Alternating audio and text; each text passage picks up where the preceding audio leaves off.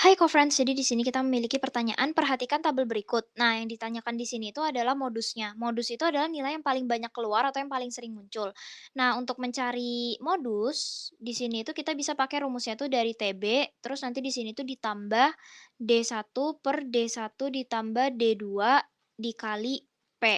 Nah, untuk yang di sini TB itu adalah tepi bawah kelasnya, terus kalau D1 ini, sebelum masuk ke D1, jadi untuk TB itu misalnya nanti kita pakainya itu yang 71 sampai 75 misalnya. Nah, untuk cari TB itu tinggal pakai nilai yang awal atau nilai yang pertama, berarti yang 71 tinggal dikurang sama 0,5, berarti kan pakainya itu nanti 70,5. Jadi nanti semua caranya sama. Lalu untuk yang D1, D1 ini adalah selisih frekuensi kelas modus dengan frekuensi yang sebelum kelas modus. Nah, kalau D2 ini selisih frekuensi kelas modus dengan frekuensi yang setelah kelas modusnya. Kalau P ini adalah panjang kelasnya nanti, panjang kelasnya.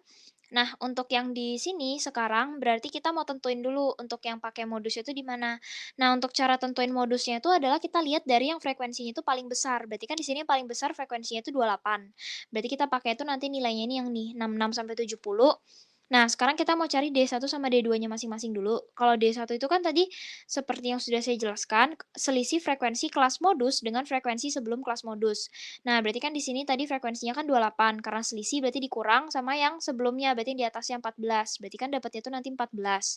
Sedangkan kalau untuk D2, itu adalah selisih frekuensi kelas modus dengan frekuensi yang setelah kelas modusnya. Berarti kan di sini tadi frekuensinya pakai 28. Terus selisih dikurang juga sama yang di bawahnya berarti 20. Nah, berarti kan dapatnya itu 8. Nah, sekarang kita tinggal masukin langsung ke rumus modusnya.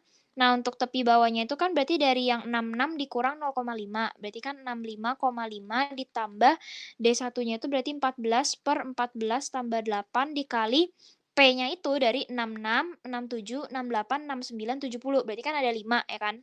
Nah, berarti ini 5. Jadi dihitung dari 66 sampai 70 itu ada berapa. Terus nanti di sini tuh berarti tinggal dapatnya itu sama dengan 65,5 ditambah, nah sekarang tinggal 14 dikali 5. 14 kali 5 itu kan 70. Nah, kalau 14 tambah 8 itu 22. Berarti 70 dibagi 22, nanti kan berarti dapatnya itu adalah 3, nanti dapatnya itu sekitar 3,18. 3,18.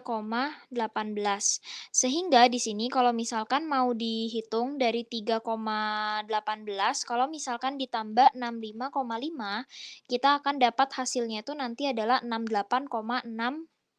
68,68 untuk modusnya. Nah, jadi sekian untuk pembahasan di video kali ini, sampai bertemu di pertanyaan berikutnya.